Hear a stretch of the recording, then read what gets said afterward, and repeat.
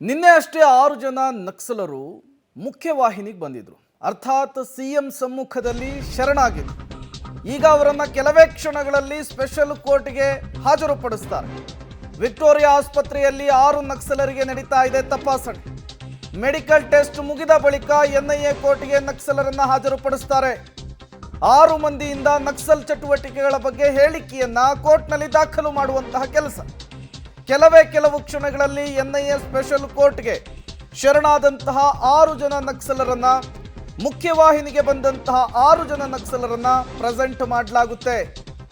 ಅವರನ್ನ ನ್ಯಾಯಾಲಯಕ್ಕೆ ಪ್ರೆಸೆಂಟ್ ಮಾಡುವ ಮೊದಲು, ನ್ಯಾಯಾಧೀಶರ ಎದುರು ಹಾಜರುಪಡಿಸುವ ಮೊದಲು ಬೇರೆ ಬೇರೆ ಕೇಸ್ಗಳಲ್ಲಿ ಹೇಗೆ ಮೆಡಿಕಲ್ ಟೆಸ್ಟ್ ಆಗುತ್ತೋ ಇಲ್ಲೂ ಕೂಡ ಮೆಡಿಕಲ್ ಟೆಸ್ಟ್ ಆಗಬೇಕಾಗುತ್ತೆ.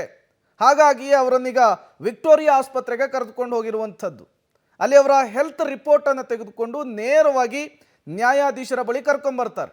ಅಲ್ಲಿ ಹೆಚ್ಚಿನ ವಿಚಾರಣೆಗೆ ಪೊಲೀಸ್ ಕಸ್ಟಡಿಗೆ ಪಡೆಯಬಹುದು, ಇಲ್ಲ ಜುಡಿಷಿಯಲ್ ಕಸ್ಟಡಿಗೆ ಒಪ್ಪಿಸುವಂತಹ ಸಾಧ್ಯತೆ ಇರುತ್ತೆ.